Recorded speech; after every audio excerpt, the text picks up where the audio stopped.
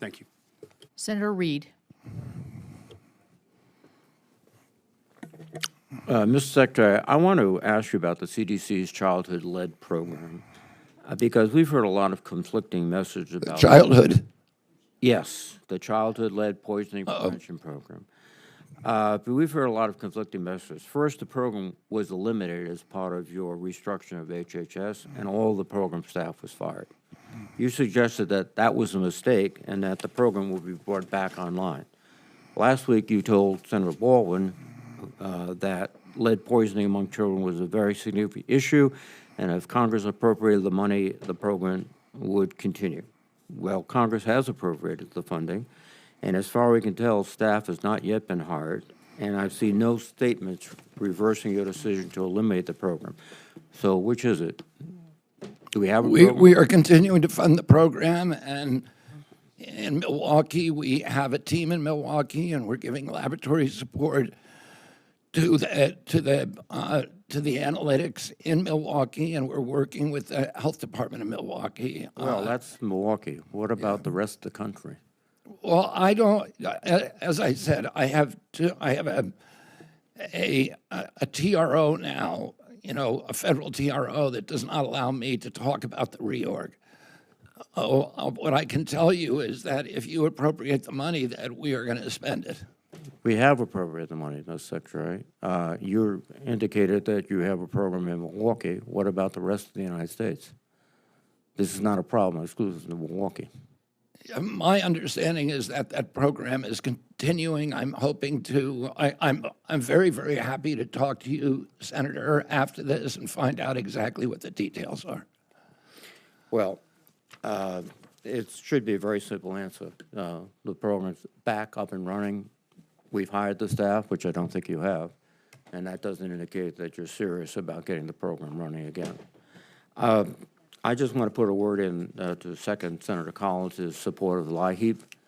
It's a program that is incredibly important to people all across the country.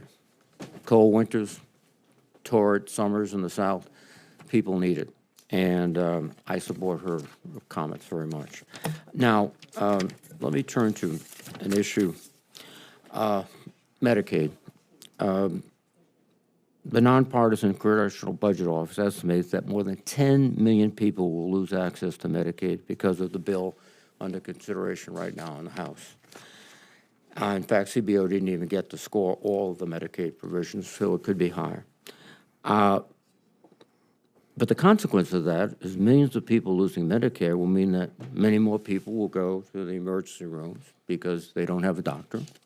Many community health centers will close because that's the margin that keeps them open. Nursing homes will likely close.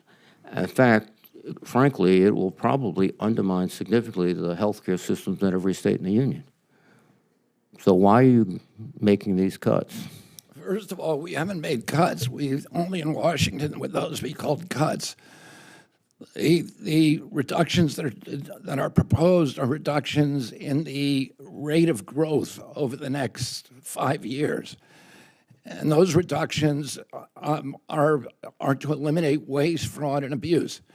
And I'll explain to you, there's 1 million people now on Medicaid who are accepting Medicaid, or collecting from Medicaid in 2 states. That's illegal. They're stealing from the Medicaid program. We've now been able to identify them, which no other administration was able to do.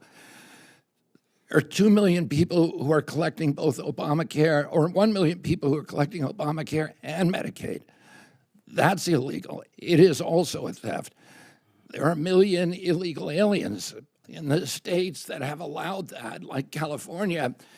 And as soon as we made the announcement that we are not going to allow that funding anymore, Gavin Newsom followed by making his announcement that he's not going to fund it anymore. So his compassion ended where he had to start paying for it.